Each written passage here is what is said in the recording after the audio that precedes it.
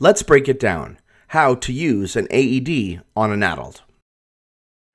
Once the AED has arrived, I want you to stop CPR and take out the AED immediately. Now, if you're by yourself, you're going to have to stop CPR. If you're with someone else, it could be really, really great if you could actually have them continue CPR for you, or at least provide the compression still while you are prepping the person for the AED protocol, okay?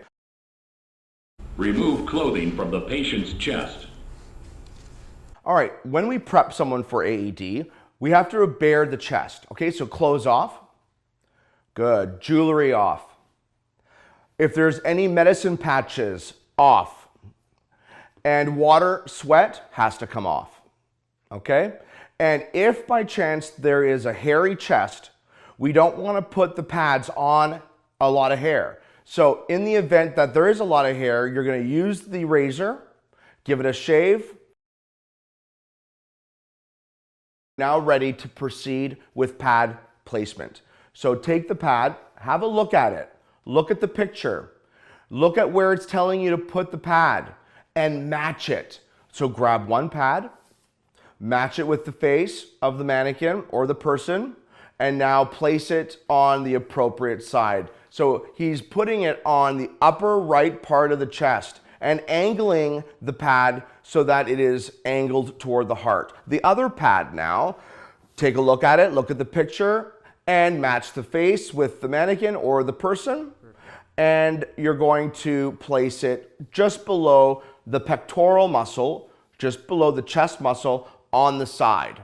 If you look at those pads and you imagine an electrical current going through those pads, you need to ask yourself, is the electrical current going diagonally through their chest, which in turn is going through their heart, which is going to provide the maximum benefit, okay?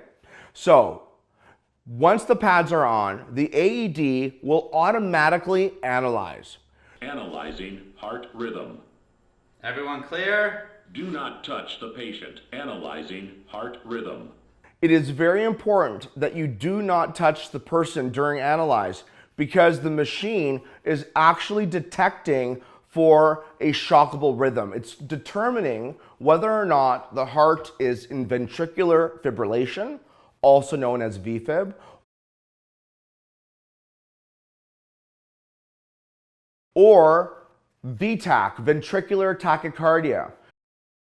These two heart arrhythmias are very much cardiac arrest. The person is clinically dead. But the electrical activity in the heart is still active. So this is the ideal time to shock the heart. So if the AED says, shock advised, charging, stand clear. Shock advised. Do not touch the patient. I want you to get ready for that shock and finger on the button. And when you see that light flashing, I want you to say out loud, I'm clear, you're clear. Make sure no one is touching the person and push the shock button. I'm clear, you're clear, we're all clear. Shocking now. Now. That electrical current that you just provided is hopefully going to stop the ventricular fibrillation or tachycardia. It's going to reset the heart, all of those impulses back to zero. And the beautiful thing here is the heart will restart itself, hopefully. Okay? So an AED is allowing you to shut the heart down and have the heart reboot itself. Very cool. Okay, Abbas, once the shock is delivered, I want you to look for signs of life. Are they breathing? Are they making any coughing sounds? Are they moving? If there is no signs of life, you're going to need to start CPR straight away and 30 compressions and 2 breaths while the AED is taking a 2-minute break.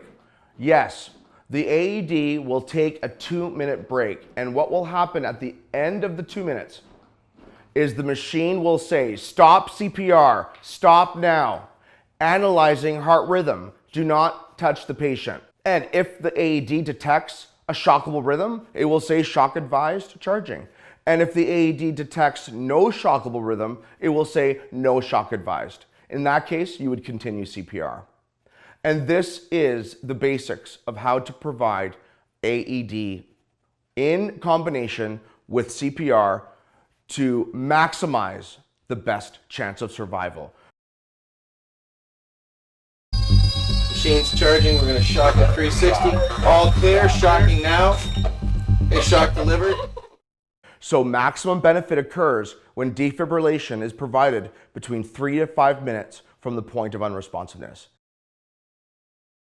Reposition electrodes 2.5 centimeters away from implanted pacemakers. For a child or infant, if no child or infant pads are available, use adult pads. If the pads are closer than 2.5 centimeters or 1 inch apart, place one in the middle of the chest and one in the middle of the back. If the person is lying in water deep enough to splash, move the person before applying an AED.